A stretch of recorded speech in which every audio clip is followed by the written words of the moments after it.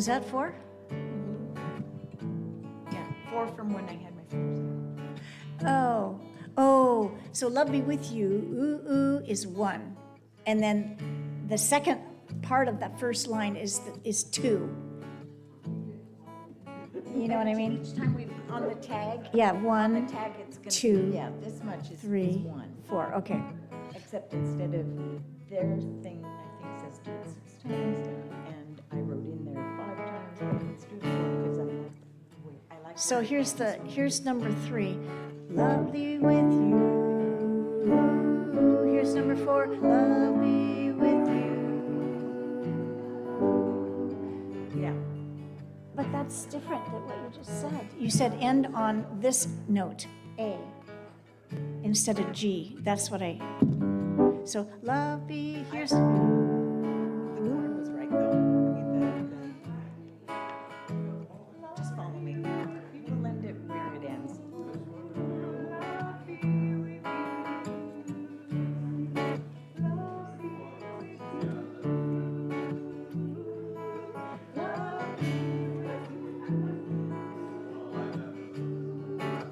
So it's.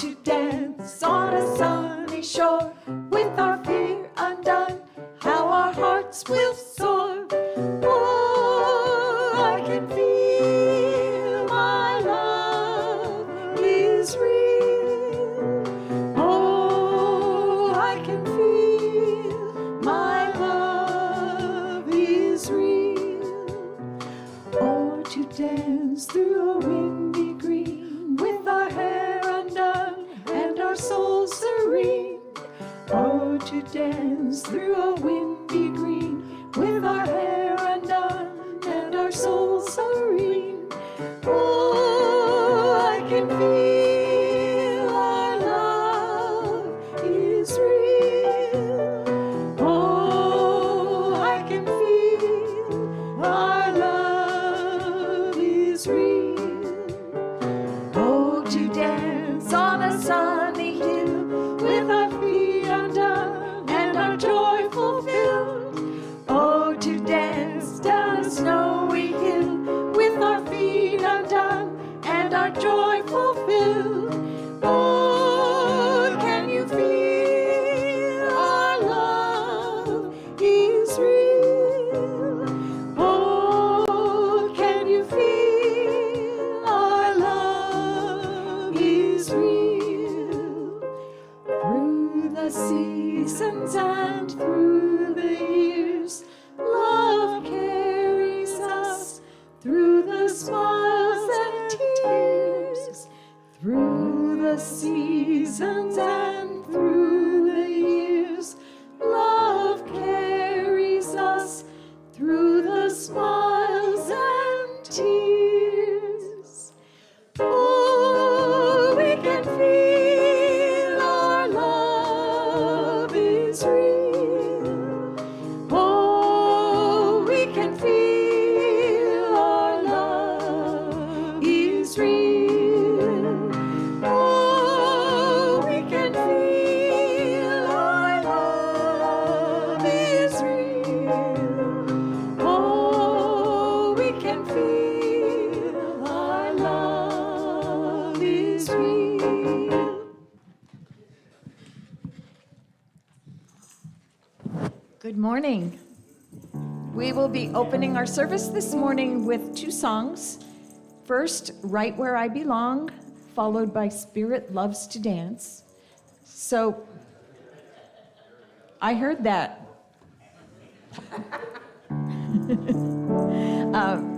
So please stand and join us.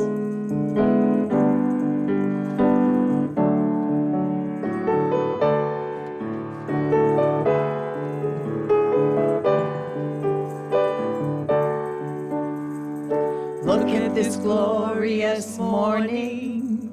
Why ask for anything more? I follow where my heart leads. Walk through this open door. I've always been a seeker. Felt I was alone.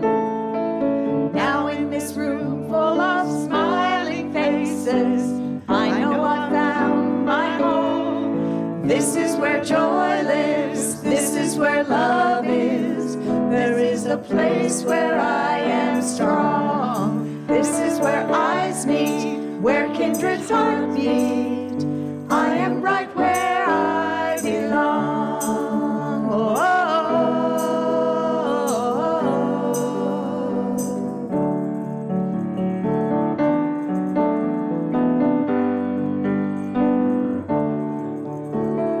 oh. Here in this place I'm accepted. I'm welcome just as I am. I'm ready to be inspired, reach out a helping hand. This is a new beginning. I trust in the mystery. Now that my heart is open, there's no place I'd rather be. This is where joy is. This is where love is. This is the place where I am strong. This is where eyes meet, where kindred hearts beat. I am right where I belong. This is where joy lives. This is where love is. This is the place where I am strong. This is where eyes meet, where kindred hearts beat. I am right where I belong. Oh, oh, oh, oh. am right where I belong. Oh, I am right where I belong.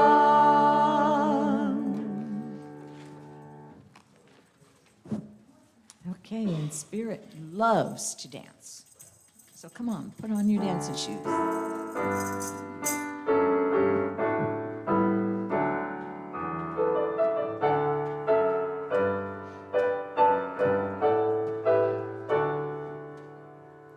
I shine,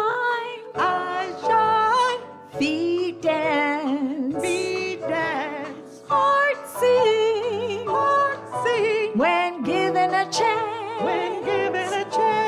Spirit loves to dance, Spirit loves to dance, Spirit loves to dance, Spirit loves to dance, Spirit loves to dance, Spirit loves to dance, Spirit loves to dance, Spirit loves to dance. I shine, feet dance, heart sing, let's give it a chance, Spirit loves to dance, Spirit loves to dance, Spirit loves to dance, Spirit loves to dance, Spirit loves to dance, Spirit loves to dance, Spirit loves to dance, Spirit loves to dance.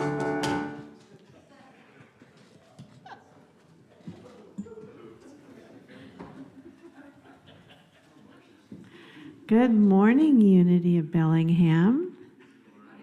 How is everybody? Are you ready to dance in spirit today?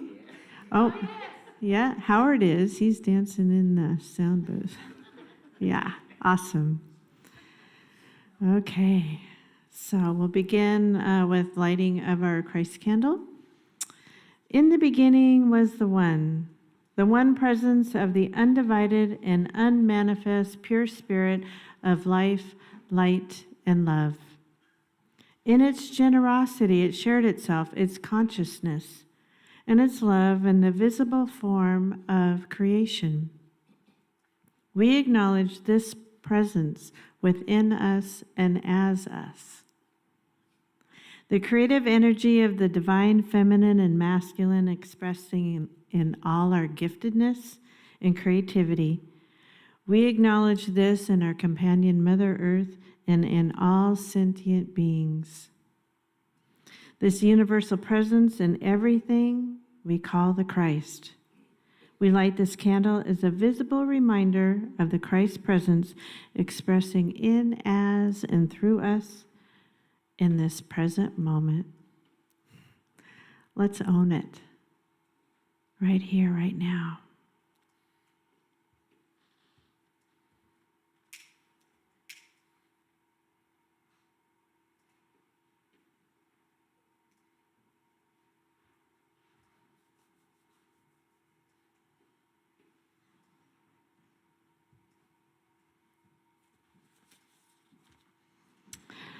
Okay, well, welcome. My name is Sherry Humes, and I'm the service assistant this morning. And today we have Reverend Frank, and his talk title he's going to talk about. So, hi everybody, I'm Reverend Frank. If you don't know me, I think I know everybody, yeah. So, last week was fun. So, we were on a roll, and so we talked about this idea of metaphors and how they're so real for us. So this is kind of a part two. I wasn't expecting to do a part two. We're going to pick up from last week with this idea of the power of the metaphor of our reality that creates our reality, actually. So today's talk is My Breath is God. Or you could say, God is my breath. You can decide which way. But the whole idea is sinking into the metaphors that determine our choices in life. They determine how we choose to live. My breath is God. Okay, more on that. Oh, and you already know that today for our music is Heart and Soul, so we thank them for being here. And we have Kathy Murray as our she's accompanying them. I can't say that word today. Anyway, so golly, next I want to affirm our mission for us. We are a joyful, evolving spiritual community committed to spiritual practices, compassionate service, and living on purpose. As a joyful, evolving spiritual conscious community, Unity of Bellingham celebrates the uniqueness of everyone, recognizing and welcoming each person as a beautiful expression of the One. Being inclusive and non-discriminatory, we acknowledge the divine presence in all and honor their positive presence, blessing, and the contribution in this world. So it is. We're going to spend just a few moments now greeting one another. But before you do that, would you turn and say hello to people online? Hi. And let's take a moment to greet one another. So if you're in the center aisle, you could go right or left, or the left and the right can come to the center.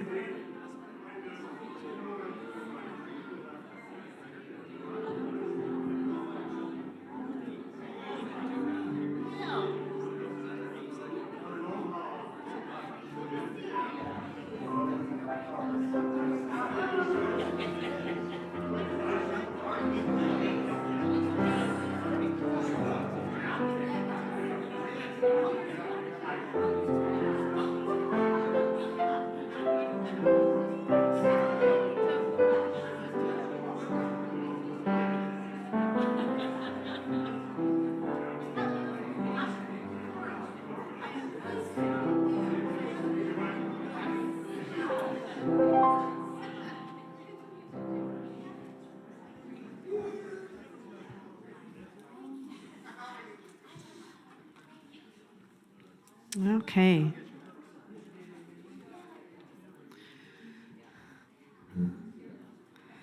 So we'll go ahead and get settled.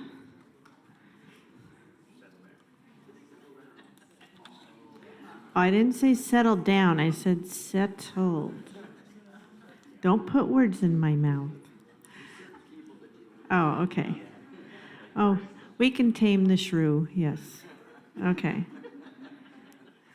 Okay, thank you. Next, we're going to do our 5 principles. So I'm going to gather you together for this time as we really begin our practice. So beginning to feel the spirit of love and the spirit of goodness move through you as we take a moment to breathe and gently release. And then join me in saying them together. God is good and present in all things.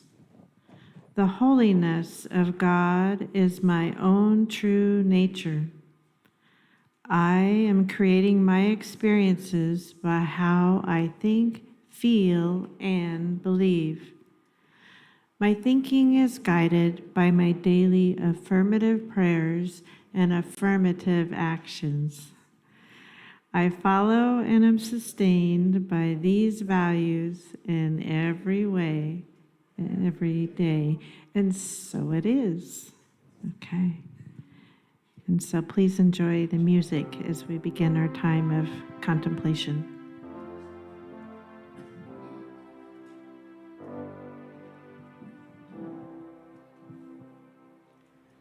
When I pray, I feel my heart go deeper, my heart go deeper into my God. When I pray, I feel my heart go deeper, my heart go deeper into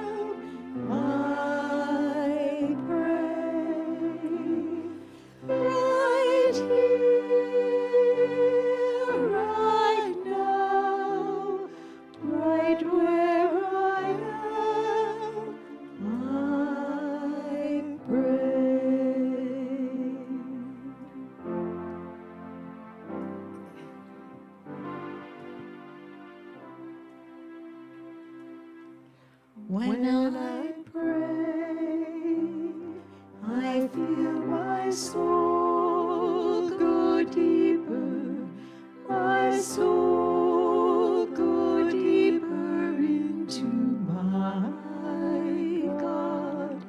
When I pray, I feel my soul go deeper, my soul go deeper into my God. Right here, right now, right where I am, I pray. Right here, right now, right where I am, I pray.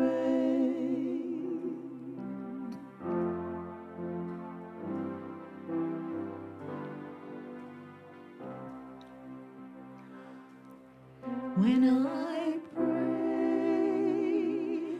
I feel my heart go deeper, my heart go deeper into my God.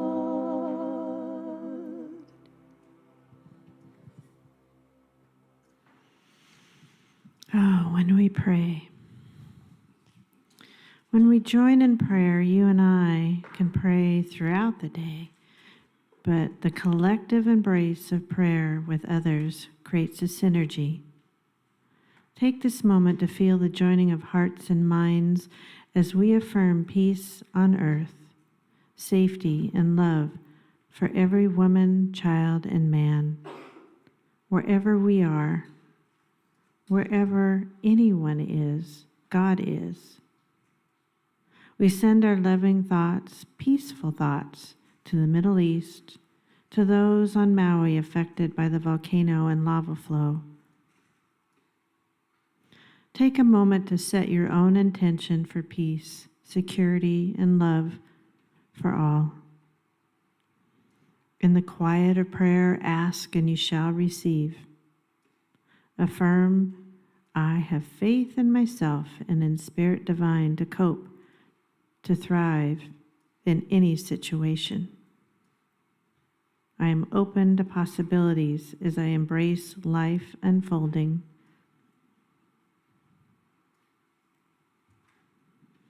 At this time, if you would like to pray for another in your life, feel free to say their name aloud and send them your blessing.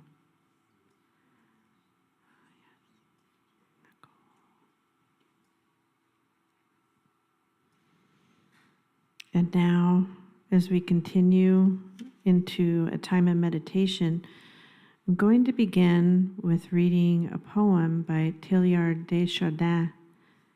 And then after the poem, we'll have time for contemplation.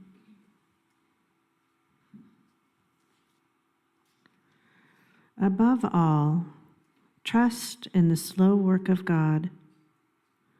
We are quite naturally impatient in everything, to reach the end without delay. We should like to skip the intermediate stages. We are impatient of being on the way to something unknown, something new, and yet it is the law of all progress that is made by passing through some stages of instability, and that it may take a very long time. And so I think it is with you. Your ideas mature gradually. Let them grow. Let them shape themselves without undue haste. But do not try to force them as though you could be the midwife to your own soul. Only God can say what your soul will be when it's grown. You are, so to speak, in the process of being formed. You are still half formed, and you are not yet certain of what you will be, what you will do or how you will do it. Trust in the slow work of God. Believe that God has great things in store for you, and accept the anxiety of feeling yourself in suspense and incomplete. So now I invite you to move into a deep, nourishing time of meditation, beginning to connect with the pool of infinite love and intelligence by breathing slowly, deeply. At your own pace, continue to follow your breath for a few cycles.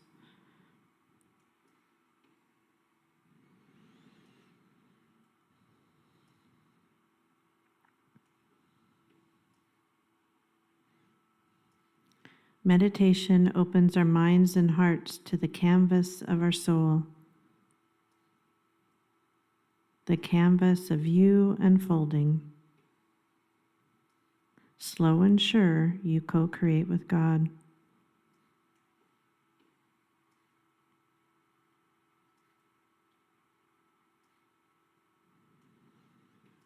For the next few minutes, we will be in silence as you co-create and set your intentions.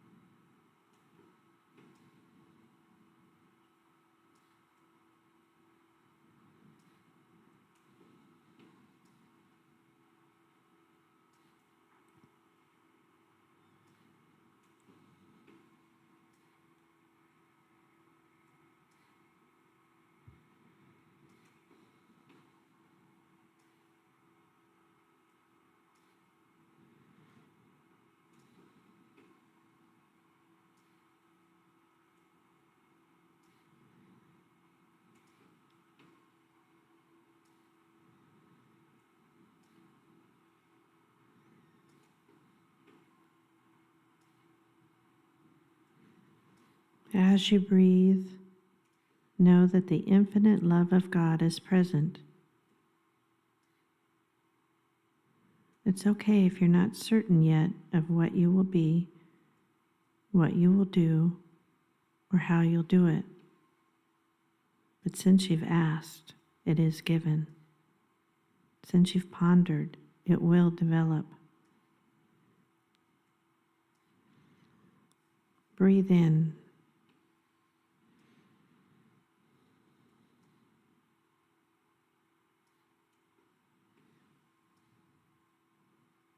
And as you go forward in your day, know that you are not alone. And so it is. Amen.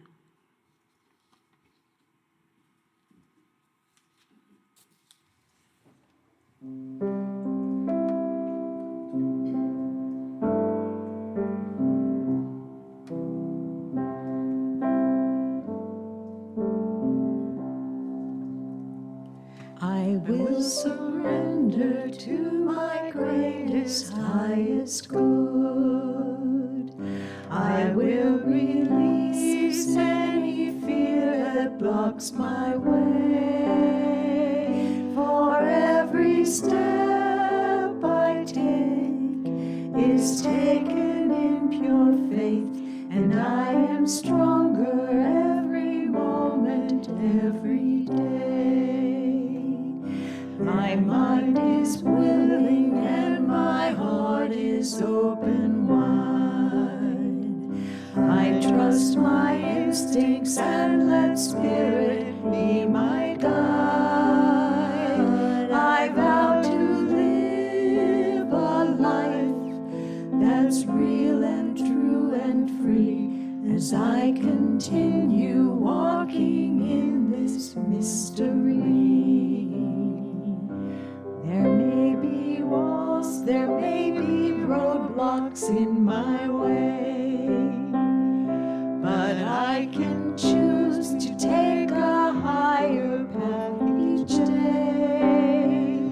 And now I know that what I thought was safe and sound was only habit and regret that held me down.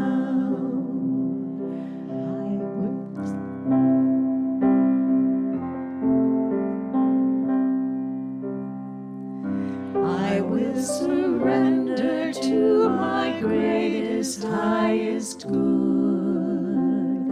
I will release any fear that blocks my way. For every step I take is taken in pure faith, and I am stronger every moment, every day. And I am grateful every moment, every day.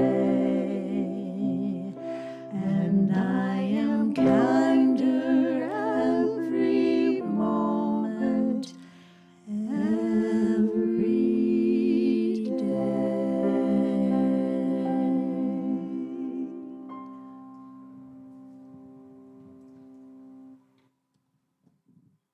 Here's a metaphor for God. God is harmony. I like that one. God is harmony. Last week, I want to piggyback on what happened last week. We talked about God as metaphor. What the metaphors for God, I should say. And the genesis of that was this idea that our way shower, Jesus, talked about God as Father, Abba Father, a close relationship with his Father principle. And we talked about why that was and why that made a lot of sense. And what's interesting about it is that the metaphors for our life are so potent that they determine our reality. So by the way, a metaphor, someone said later, well, you never really defined what a metaphor is. Here's a simple definition. A metaphor is taking two things that are totally different and smushing them together, and somehow that makes sense. Two things, totally different, and somehow they make sense. He's got a heart of gold. Now, if your heart's really gold, you're in trouble, right? But you all know what that means, right? He's got a heart of gold. Yeah. Look at Pat here. Pat's a radiant sunbeam. She comes in every Sunday and just smiles. Our dear 90, how old now? 93-year-old Pat. And sit here and glows. Pat's a radiant sunbeam. Now, you know she's not really a beam of sun, although in quantum mechanics, maybe she sort of is. But generally speaking, but everybody knows what I mean. Life's a box of chocolates. You'll never know what you get. There's a Forrest Gump metaphor for life. And by the way, when we're using metaphors for God, you could say it's metaphors for life. It's the metaphors for beingness. It's the metaphors for the presence of the divine. It's all this, we're talking the same thing. You know, life's a I was thinking, and I looked it up, an old video from the 80s. Pat Benatar, love is a battlefield. If you meet a new friend, and you're going, yeah, I could be friends with this person. You know, I just really love this guy, this woman. And they tell you, yeah, my metaphor for love is a battlefield. I think you might go, well, maybe there's a different friendship. You know, I really don't need that much drama in my life right now, you know? Because the metaphors we choose and that we live by determine our reality. It's something about the way our human brains, our human makeup, our human reality is we use words to convey this powerful sense. And when we try to have a a sense feeling about reality, we try to find, we go to words, we go to images, we go to definers to make sense of it. And when we claim it, it really determines how we're going to show up and act. There's a really powerful metaphor that, you guys ever read C.S. Lewis? Wrote a book called Lion, the Witch, and the Wardrobe. Everybody remember that? I mean, talk about that book. Christ is a lion. The Christ energy is a lion. Called it Aslan. Remember this children's story? But it's a kind of an adult story. Aslan comes walking in, and one of the children looks at one of the little animals. What was it, like an otter or a beaver? Who said that? Good job, beaver. Diana and I this morning said, what was that animal that the kids were saying? It was a beaver. And the kids kind of go back and they see this lion walking up. It's Aslan. And turns to the beaver and goes, is he safe? And the beaver goes, safe? No, he's not safe, but he's good. But he's good. How's that for a metaphor? And what's your metaphor? And one of the things I wanted to suggest, I'll give you the end of the talk and we'll get there, or maybe this is enough. What I want to suggest is that, and what I have found for myself, is that we're all holding on to metaphors. Right now, we have them, and I want to suggest to be a little loose about the metaphors for the divine you have, and allow the possibility that new metaphors are yet to emerge for you. Let's allow that possibility that new metaphors may emerge for you. So that's the conclusion of the talk. So let me go back a little bit. Why? Well, and I mentioned this last week, that this powerful metaphor that Jesus uses was God is my Father. Now, the Father implies a material thing, and the divine is not a material thing. It is an isness, a presence, a beingness. God, if anything, is a verb. The deep connection to the divine is a connection with something that exists in a state of, if you want to think of it this way, a verb, an isness, not a thing. We use images of things to start to make sense because, we live in a material world and we like things. But God's not a thing. God's is an energy, is a vibration, is a presence, Fillmore's, they had these images. This is the beautiful Charles and Myrtle Fillmore, these metaphors that they use. And they use two types of metaphors, two types in the unity tradition. And you got to put them in the historical context. They could see, as people that were living into this energy of a Christianity and this energy of the Christ presence. And they saw that a lot of the world was saying, sort of like Descartes, I think, therefore I am. It's all about my thinking nature. And they were understanding the world through an energy of rational thinking process.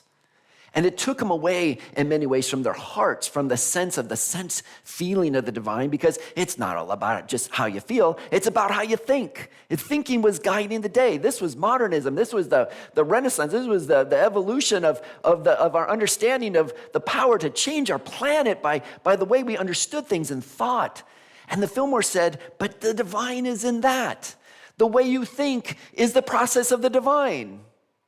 But it's all about our minds. The divine is a mind. Divine mind is the divine. And they're like, we wanted to be atheists and you just changed it all on us. Even that is divine. Even that is sacred. Even that is holy. All of it. This sort of beautiful way. So the Fillmores were very much saying the divine is mind, divine mind, the principle, the God is principle.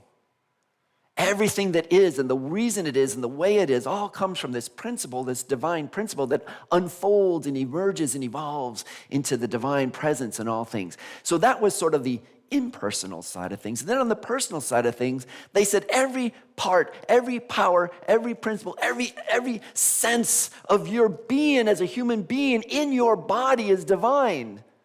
Love is a metaphor for God. Oh, I have life. Life is a metaphor for God. I have imagination. That's God too. It's like everything. I have will. That's divine. It's like everything I do is divine. Yes. Every part of us, and it's embedded in our incarnate nature, just like it was for Jesus, in our incarnate nature, when it's, and the suggestion was all those aspects of us, and you can think of all the 12 powers, our faith and our understanding and our imagination and our will and our power and our zeal and our life, our love, our life, our order, our wisdom, our strength, all of that is a metaphor for God enacted, empowered through our bodies. It's all the divine in play. And they said, what do you call that? And they go, I don't know, unity. It came to Charles Fillmore in a flash. It's one aspect. Now, of course, the question comes up, how do I know that all those, and I say it's always says, well, how is it aligned with the divine? How does that happen? How do we know that the way I'm feeling and thinking and believing and aligning and the metaphors I use are coordinated with divine metaphors? That's a question, and I want to sort of suggest a way of doing that today, so that we know. Well, I have this metaphor of the divine. Is that a metaphor that works? Is that one? And I want to suggest to you two pieces now, and we'll get to the end here. Two pieces. One, and it goes to the poem that Sherry read from Teilhard de Chardin. And I read it again, but it's essentially, and she just read it in the thing, but it's this unfolding nature. We're impatient. We want to be on the way. We want to get to something. No, we want it to be known, but something new is emerging, something new. And by the way, you might go through some stages of instability where you're going, I used to have this metaphor for God, this image of God, this way I used to think of it. And now, how can we say I'm growing? And by the way, and of course we have 93, but whether, you think, well, this image, this evolving image, that's for someone who's 20 or 30, because they still no, it doesn't matter if we're 50, 60, 70, or 93. Today is another opportunity to still allow an image, a metaphor, a sense of the divine principle, the divine power, the divine image, this divine loving image, whatever it is for you, to emerge. There's the possibility of even more. And it seems to me that as human beings, we're never going to get there exactly. This is the play of life, I think. Teilhard talks about that one of his images, Teilhard de Chardin, images of God, is eventually reached what he called the omega point, where all the various possible pieces come together into one final Christ energy, universal Christ, cosmic Christ presence, and we're all going to emerge there in the end. But in the meantime, we're playing with all these various expressions of the Christ, the various expressions of life that are moving and emerging and evolving to that one sacred point sometime in the future. We don't know when, and he called it the omega point, the final confluence of all this beauty, all this unfolding, where the cosmic Christ finally emerges as this one connected and eternal being. He didn't explain exactly how that happens, but that was the image of God. That was the image of God. So what are some of the other images of God that we hold right now? Because we want to say, well, where are we now? And then where might we be emerging? Many of you know we have a Monday morning class. And so we did this. We just went around the circle and we said, well, what are some of these metaphors for the divine? Here, I wrote them down. See if some of these relate to you. Jesus said, of course, God's Father. God's a Father. Great. Such a potent metaphor that there's a reality to it, a felt reality to that. Here's some more. God is an ocean, and I'm a drop in that ocean. God is the supreme ocean. I'm a drop. God is the candle in the dark. God is silence. When we go to the silence, isn't that funny? Another person said, God is the all. It's the everything. And then the next verse, here's these paradoxes. God's the silence in the no thing. God is the all things. God is the no thing. Can you have them both at once? I think you can. I have found that if anything makes sense to me as I am on a spiritual path, is that paradox is real. You just said this, yeah, but, and this. And they both, because in the unified field, it all comes together into the one. And we can play with the both of things. The both of things. Oh, I love this one. Someone said, when I'm in a place where I'm having trouble breathing, God is breath. Imagine a time where you had whatever it was, some kind of, I've had COVID, like, God, I don't even know how many times now, but like, and you're like, and you're like, just to get a deep breath sometimes. If someone has asthma, any kind of, if I've ever experienced that, and I think most of us have, imagine this beautiful metaphor. God is breath, And breath has that idea of respiration, which is to re-spiritize ourselves. God is grace.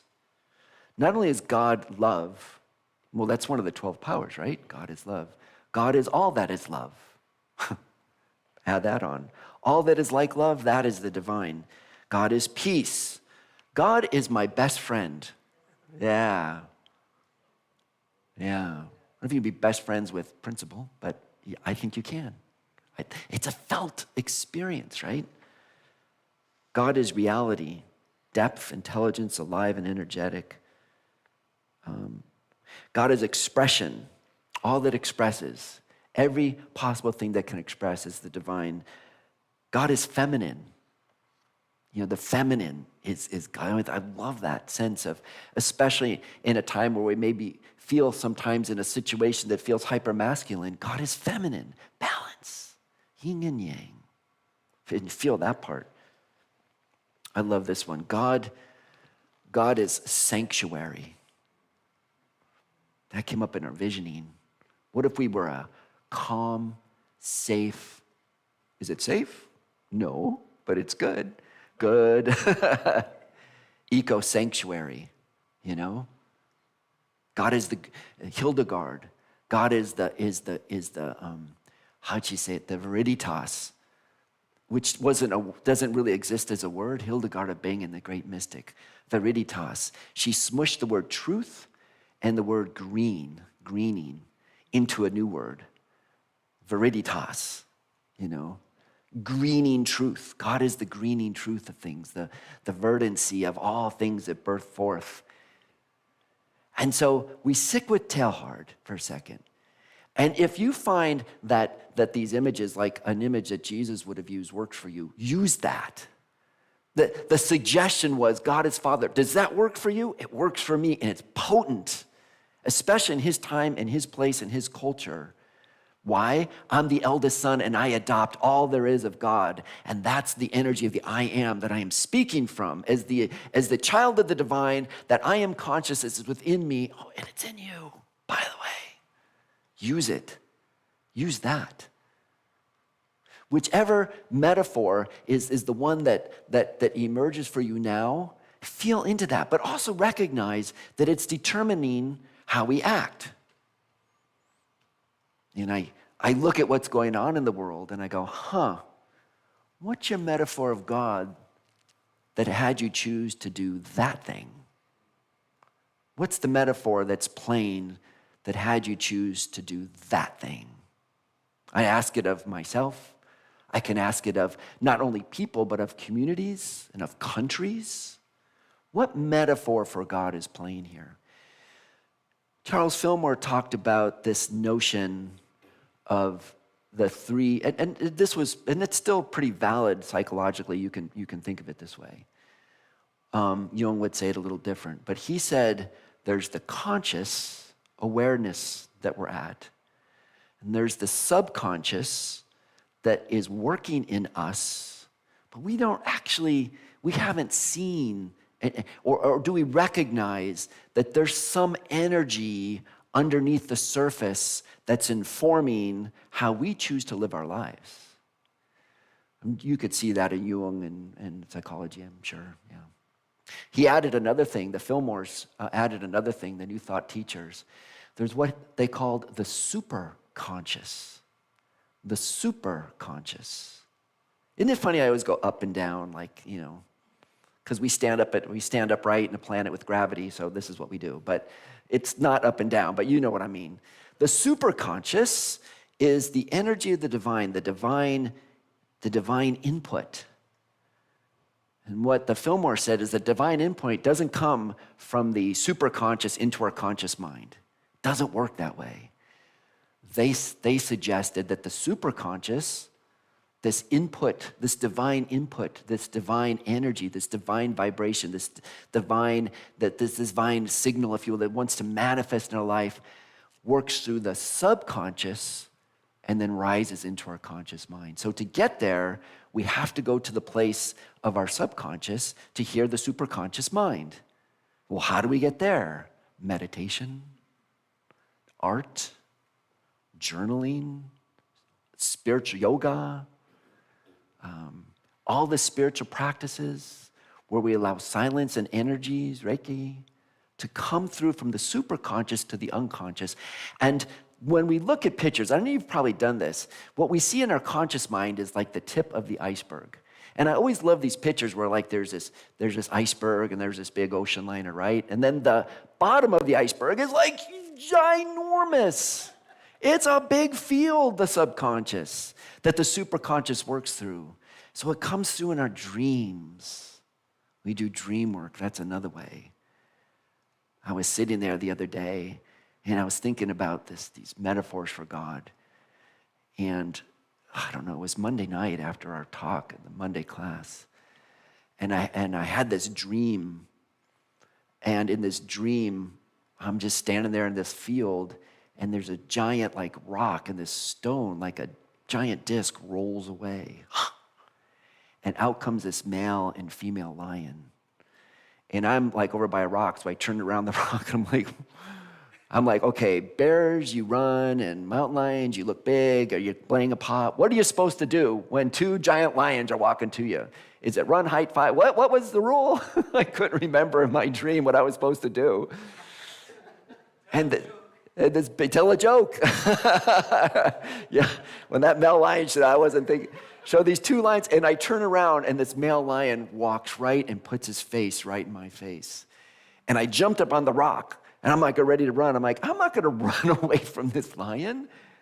Is it safe? No, it's not safe, but it's good. Boy, that. And I woke up on that dream. You know, we go into our subconscious, and by the way, my metaphor with God was harmony and silence. And I didn't have lion on my pull-down list. I do now. You know what is catching our attention? What are the metaphors of God that want to wake us up? And it emerges. It doesn't happen all at once. It's a slow process, kind of like you were wondering why I had these up here. Kind of like this piece of art. So this, by the way, is a piece of art that anybody in this room is welcome to work on. And we've been doing it like on the Friday nights, first and third Friday night, we sit down and we're working on this piece of art.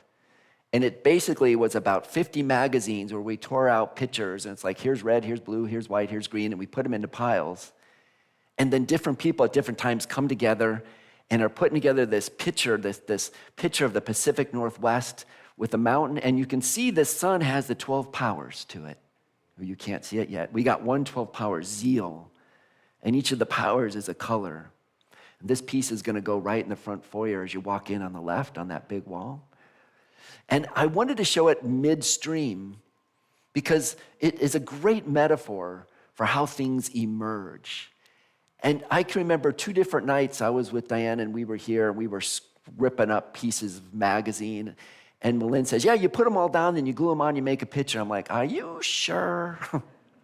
Does that really work? All I'm seeing is a mess of things. And slowly but surely, you see, we even have the front doors to Unity. You can't work on those, but you can work on everything else but those. Deborah told us. It's my door. But anything else is open. And it's sort of a great representation of these metaphors, and we think we have them, but new metaphors emerge. New ideas come forth. New possibilities are still left. And it doesn't matter if we're 3 or 30 or 90 or 93. In this journey of our life, let's stay open to what else is yet to emerge. And it's there. Like Spirit is talking to us, like, I got another metaphor for you, another piece of this emergence towards this cosmic Christ consciousness. Stay attuned. And how do you check? Let me just end on this. In these metaphors that come forward, how do I know that my metaphor is like, is this a supportive metaphor? Or is this one that's maybe taken me in a direction that's destructive or not supportive or not transformative? And I want to suggest a sort of like a triangle or three stools. 3 stools we sit on. And the first stool is, I say, trust your heart. Trust your heart. That divine flow, that divine breath that comes through our subconscious, in our journaling, in our silence, in our meditation, in our singing. For me, it's oftentimes in the shower or it's out on a run. I'll be out in the woods running and I'll just stop and go, ah. Joy and I call that runitating. We'll go runnitate. Go, Joe, let's just run for the next 5 minutes. Let's not talk. Let's just run and hear our breath, and see what comes up. That Joy, man, I'd runnitate with her, and consistently she'd see foxes. Yeah. She would, Dad, foxes. I go, again, where? She was right there. There's 3 foxes. And I would stare in the woods. I wouldn't see any. And finally one would flick their ear. And then they'd all come into view. She could always spot foxes. We'd runnitate. And we'd see the animals right there in the woods that we otherwise maybe would not have seen. So we trust our own heart. We trust our heart. The second stool I want to suggest is community. You know, when we have an idea of this metaphor and what it might be, we take it to our friends in spiritual community, like Monday morning or Tuesday morning or Wednesday after service or a lunch or a break or whatever, you know, at a group or post-Reiki or whatever. Did we get together and we say, I had this image, and we talk about it. Because we need each other to give feedback on what we're seeing and how this might work. So we look for groups of spiritually minded people who can give us some feedback and talk to us. And the third chair in this triumvirate is use your tradition, or traditions in our case, since we're at Unity. Does this metaphor for God, does it align with Jesus' Beatitudes? Does it align with being a peacemaker? This metaphor for the divine, does it align with being a peacemaker? There's a good question right there. Peacemaker? Blessed are those. Blessed are the peacemakers. For the meek? Yeah. Does it align with love? In the Hebrew scripture, does it align with the teachings of Elijah or Elisha? Does it align with the Tao? The unfolding of the oneness that the Tao teaches? In Buddhism, what does this metaphor that I came up with and maybe my community feels good about, what would Thich Nhat Hanh say about it from a Buddhist tradition? You know, use tradition. We have a wealth of a download from these traditions. And we have community we can support. And we have our own hearts. Let them dialogue. In Buddhism, it's not my tradition, so I say this lightly. Anyone deeper Buddhist can weigh in, but it's the Buddha, that inner knowledge, that inner wisdom, the Sangha, you know, the community and the Dharma, you know, the law, the deep truths that have been written and shared over millennium, the Buddha, the Sangha, the Dharma. Let them speak to each other. See if our metaphors align. Sometimes, well, this is my metaphor, and I'll put in this one, just from our perspective, from our community and our unity, which is not division, which is not you're over there and I'm over here and we're going our separate ways. In unity and unitive consciousness, we're moving toward embracing the love and the sacredness of all, of everybody, of all people. I thought I saw a picture of these children, who knows, orphaned in Gaza, reaching for food, hadn't eaten in a while, and trucks coming in and trying to feed these children. And I thought, what is the metaphor for God that's in this iceberg underneath, that's operating in our consciousness, that we think that's a good idea, that we think that allows with the sacredness of us? And I look around and I go, so the question is, what's my metaphor of God? And then I'm curious, what is the metaphor for God that is playing in our corporate consciousness that allows us to act the way we act? Because there's a story there, there's a belief there, there's a sense of, well, this is the right thing to do. Where's that coming from? Where's that coming from? And so much of it is just the story we're telling ourselves and the metaphors that we're telling ourselves. So let's get clear on our own metaphors. Let's get clear on the metaphors that are running our individual lives. Let's get clear on the metaphors. Let's start right. As a community, when we meet together, what are the metaphors that are determining how we're going to choose to speak to each other, how we're going to choose to work with each other, how we're going to choose in the end? And usually if it's I win, you lose, you're probably missing it. We're probably missing it. Because in unitive consciousness, how do we all find the place of peace and harmony? Harmony, there's that harmony again. And harmony. And standing up with courage and strength and determination to live out what it is that we know is this updwelling, that the divine is love, that the divine is peace, that the divine is harmony, that the divine is calm. And what energy brings up in all that. And then I think of Aslan. I don't know why Aslan's up, because I had that dream. And God is a lion, powerful, and wants to bring a sense of peace. Is it safe? No, not safe, but it's good. It's good.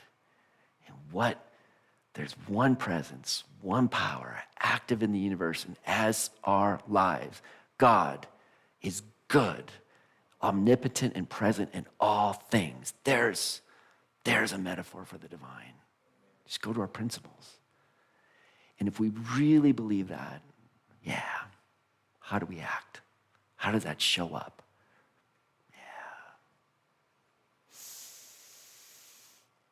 Are we good? We're complete. Yes. Yes. So the Navajo, when they say goodbye, when they pray, they say hojo. Oh. And that means walk in harmony. Walk in harmony. She said when the Navajos say goodbye, they say to each other, hojo, which means walk in harmony. Walk in God. Yes. Yeah. Amen. Amen. Okay. We're complete. Thank you.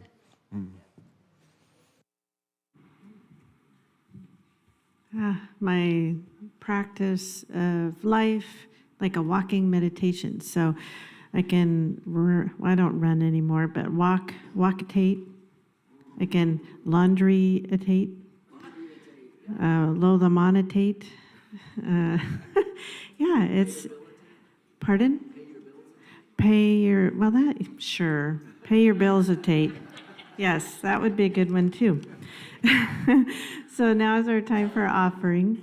And if you want to take your offering in your hand, we know that abundance is our divine inheritance, giving our gift of love and appreciation. We always appreciate your generosity in support of this ministry we are creating together. This includes each of you here and also everyone online. And taking your offering to your heart if you choose. I give freely and joyfully, for God is my source, and I have abundance in all areas of my life. And if you we'll join together for our offertory blessing.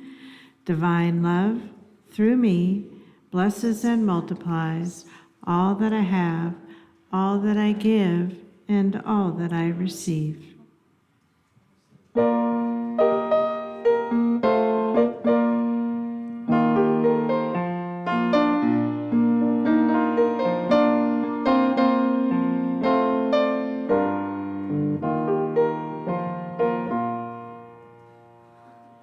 Nothing is ever lost, and we are not forgotten. We are living in the heart of God. Nothing is ever lost, and we are not forgotten. We are living in the heart of God. We are living, we are living, we are living in the heart of God. We are living, we are living, we are living in the heart of God. Morning sun coming through the trees and the green leaves shimmer in summer breeze. The songbirds singing to the honeybees, living in the heart of God. We are living, we are living, we are living in the heart of God. We are living, we are living, we are living in the heart of God. After the dazzle of day is done, the moon makes love to the setting sun. The stars come twinkling one by one, living in the heart of God. We are living, we are living, we are living in the heart of God. We are living, we are living, we are living in the heart of God. We sleep in dreams both deep and bright, sailing through the velvet night, refreshing the soul in the Spirit's delight, living in the heart of God. We are living, we are living, we are living in the heart of God. We are living, we are living, we are living in the heart of God. We are living, we are living, we are living in the heart of God. We are living, we are living, we are living in the heart of God. We are living in the heart of God. We are living in the heart of God. Nothing is ever lost, and we are not forgotten.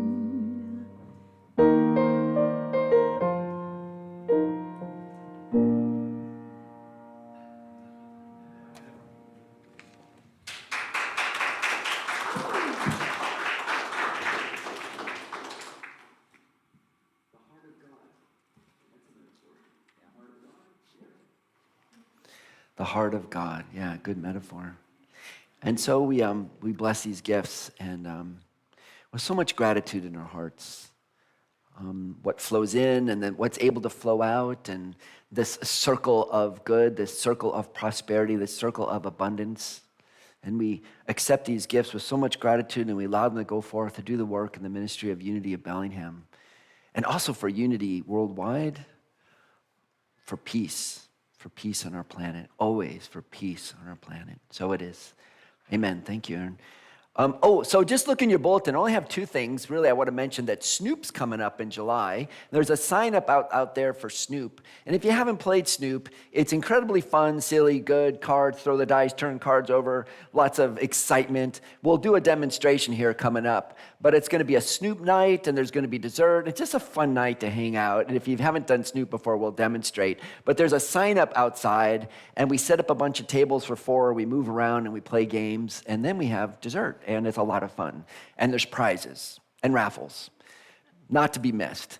So anyhow, look at your calendars and feel free, please sign up if you want for Snoop so we know how much dessert to get and how much is set up. The sign up is out there. And the other piece, here's something we've actually, so two things I want to tell you that part of our a process that we did on our visioning process, we've talked about this before, was that one of the things was like, let's explore, this came out of the visioning, let's explore tempos of Sunday service. Up tempos and down tempos and experiment with different tempos. I mean, everybody was really grateful for what we do, but there's various, we can expand the form a little bit. So a few weeks ago, we did what we called a contemplative service. How many of you were there with the candles were up front? Yeah, okay. And that got, I found that to be quite profound myself. A lot less talking, a lot more silence, and we were just experimenting with form. And so what's fun about getting into the mode of contemplative service is it opens up, it's like that, what's underneath that can come up from the subconscious in different ways to explore our hearts and silence. So living in the Pacific Northwest, we know that there's this little bitty window where we get to go outside and can sort of trust that it's not going to rain on us, probably. It turns out that probably. Next Sunday, at least right now, is the low of 57 and a high of 71, 72. In other words, it's going to be a nice Sunday. So we've mentioned this before, and here's what we're going to try to do. We're going to do it. We're not going to try to do it. As Yoda would say, there is no try. We're going to do it. It's going to be an outside service over here on the west side, that big grassy knoll. So here's all that you need to do. Bring out 3 things: a lawn chair, a coat, and a hat. Okay, repeat after me. Lawn chair, coat, and a hat.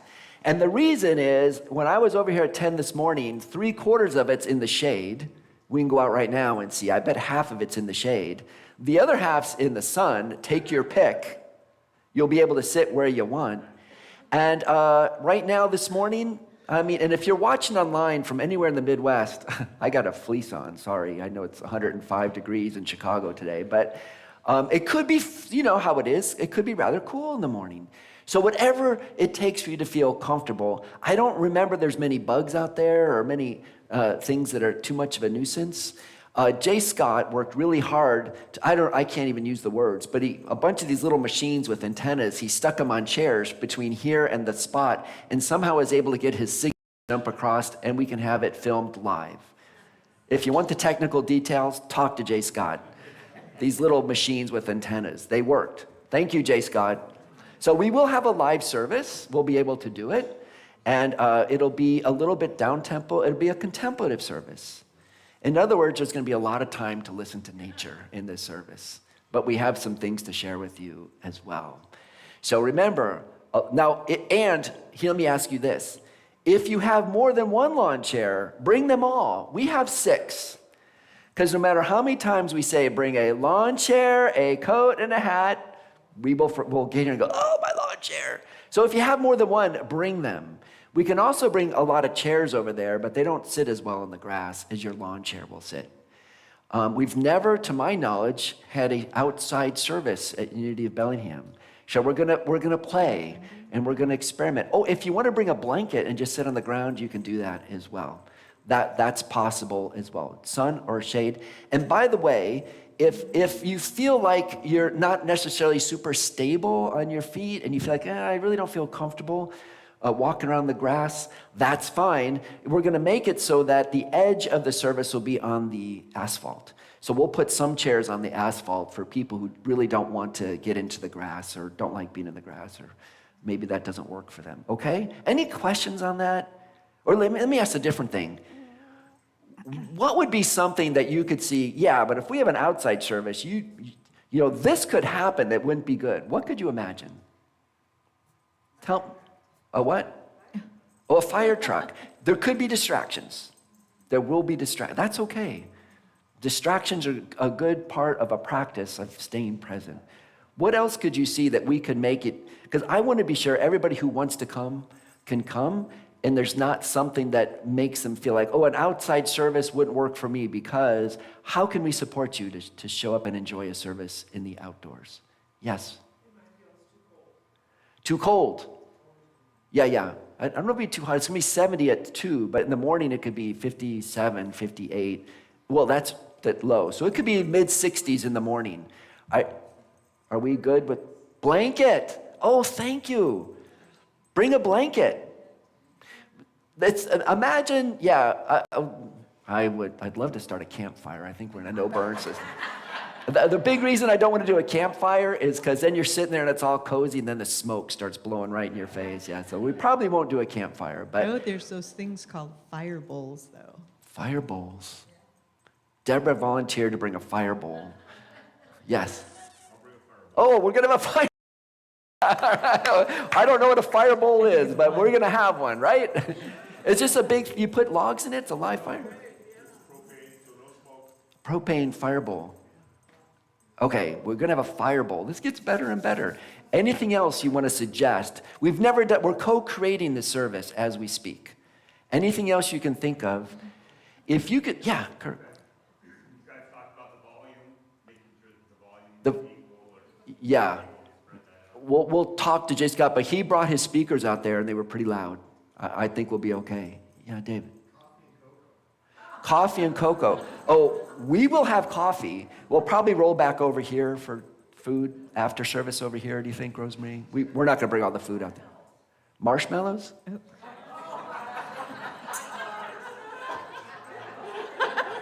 Well, we talked about your metaphor for God and somehow having a service with marshmallows. I mean, yeah, who's to say?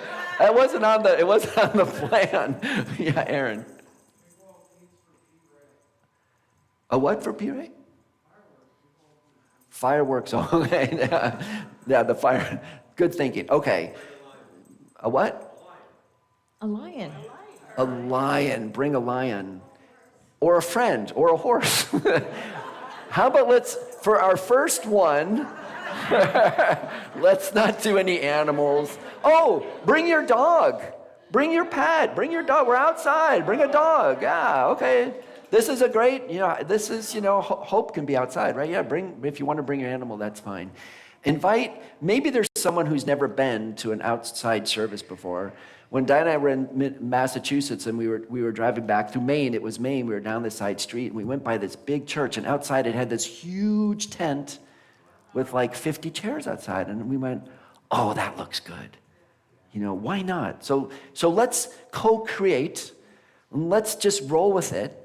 And it's going to be a contemplative service. So the idea is we're going to be together outside in a beautiful Pacific Northwest morning, and we're going to pray together, and we're going to allow nature, the divine through nature, to speak through us, as it always does, but maybe just with a little bit more intimacy. Okay?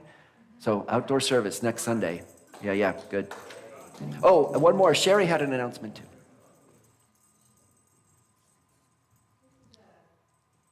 Hi, Howard. Oh, there he is. Thank you. This is a very cool announcement, actually. FYI, the attendance for the conference that I'm helping coordinate volunteers for, the attendance is upward of, it's at 90. They capped it at 90 people. We have 90 people coming to Unity of Bellingham, September 17th to the 19th. That's a lot.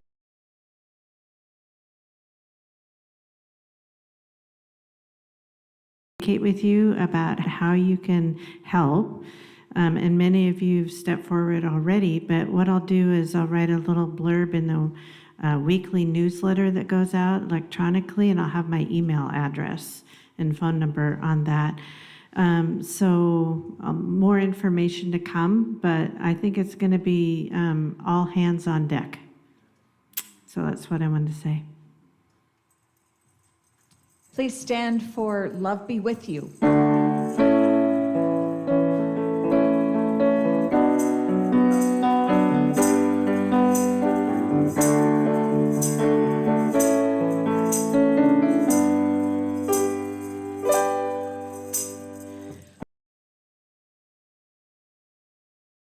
We take a stand and we are changing. Whole new life for you and me. Take your past and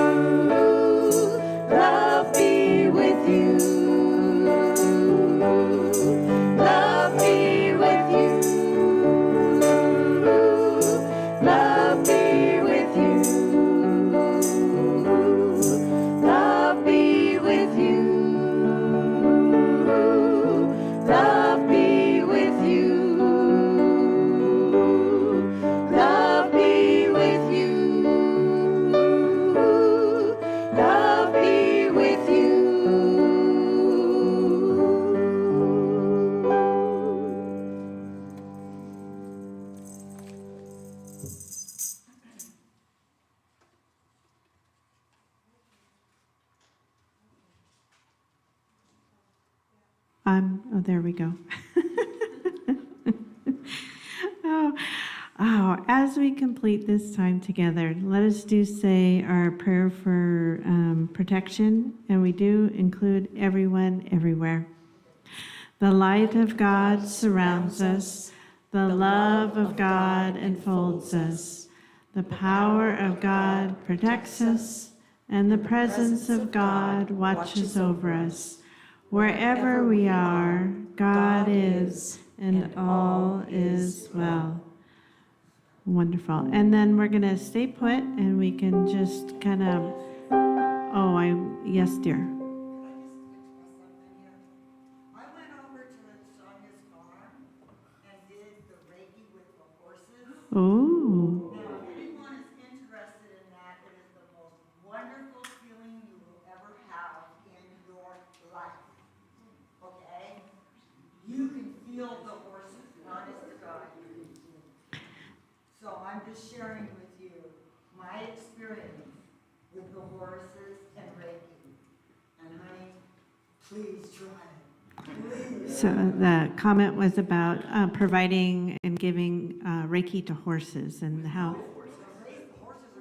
Oh, and well, it's a reciprocal. Yes, it's reciprocal.